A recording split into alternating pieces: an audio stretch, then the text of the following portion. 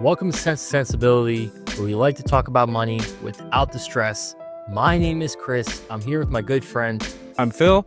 So in today's episode, we're going to be talking about financial checkups, right? And these are very important, but they are very simple, right? So just ever so often, just reviewing your spending, savings, and any debts that you may have to see where you stand, right? So think of it like checking your car's oil or scheduling a doctor's visit. Honestly, it's not that fun always, but it's necessary. So it helps you avoid bigger problems down the road. Plus, a checkup isn't just about finding problems, it's about spotting opportunities. So let's walk through it step by step. So step one, right, is review your spending, right? So this is taking a good look at, let's say, the last 3 months of your bank and credit card statements. This isn't just about seeing where the money went. It's about understanding your habits.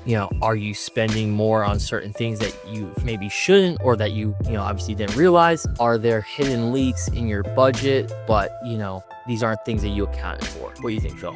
Yeah, Chris, you're absolutely right. In my own personal situation, I've realized that I was spending over $150 a month on food delivery apps, which equates to about $1,800 a year. So I started cooking at home instead twice a week and just meal prepping, and that saved me $100 a month. So that put about, $1,200, a little more actually, back into my pocket, which I was able to spend on other things. Yeah, and a supporting tip I like to give people is to categorize your spending into different categories, like essentials, non-essentials, and surprises. So your essentials could be things like rent and groceries. Non-essentials would be things like streaming services and going out. And then, the surprises are things that pop up over time. So like late fees or impulse buys. So you want to categorize your spending in that way. And this helps you spot trends. And that's the first step to making adjustments. That brings us to number 2, guys, which is check your savings. So you're also going to want to categorize your savings. So this could be categorizing one section into emergency fund, section into short-term goals, like going on vacation. And then you'll have a long-term goals savings account as well, like for retirement. So if you don't have an emergency fund, I would start there.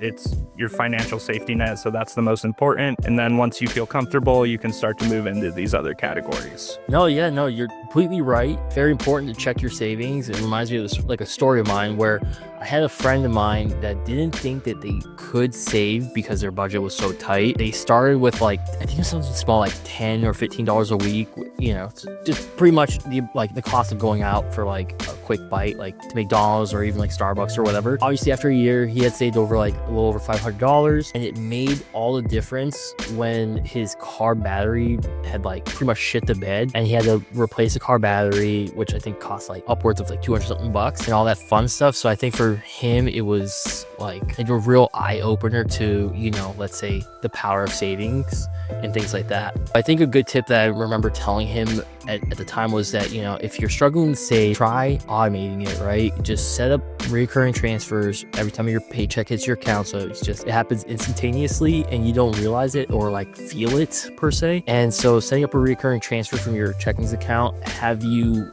saving without even thinking about it. Which brings us to number 3, right? So always look at your debts. You want to go about, let's say, writing down all your debts, whether it be credit cards, loans, medical bills, you name it, right? Include the balance, interest rates, obviously, because they're all different and variable and things like that, and the minimum payments for each, right? So in this process, this can feel very overwhelming, but it's a very important step I like to tell people, right? Yeah, and actually a good example of this, right, and a good story was I actually had a friend of mine. He had shared with me how listing out all of his debts had helped him realize which ones were costing him the most in interest, right? So he ended up prioritizing paying off the high interest, credit cards mostly, the high interest credit card debt first, and it ended up saving hundreds of dollars because he minimized let's say that, as an example, $2,000, right? And rather than getting charged on that $2,000, obviously as he lowered it, he was getting charged less and less each month, which saved him hundreds of dollars in the long run.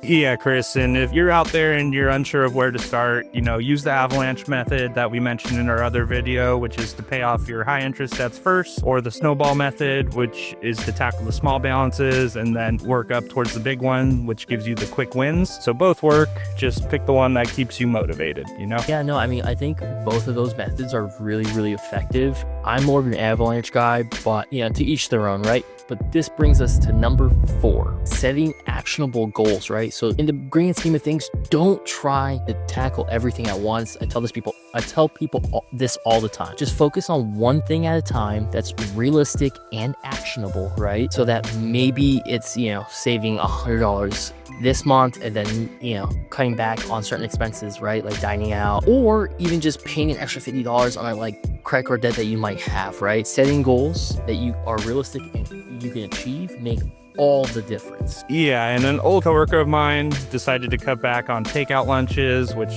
were costing him about $50 a week. Instead, he did the meal prepping thing at home and saved $200 a month. And that money went straight into his emergency fund. So he was able to build that up and be able to account for anything that pops up he's not accounting for. Oh no, that's a great example. I mean, I feel like cutting back does help a lot. A good tip I like to tell people is make your goals very specific and measurable, right? So let's say you save $50 this month or pay off one of your credit cards, whatever it may be. Vague goals like save more don't really work out as well because you're not really trying to tackle something very specific. You're just casting a big net, hoping that something sticks. What was the last financial checkup?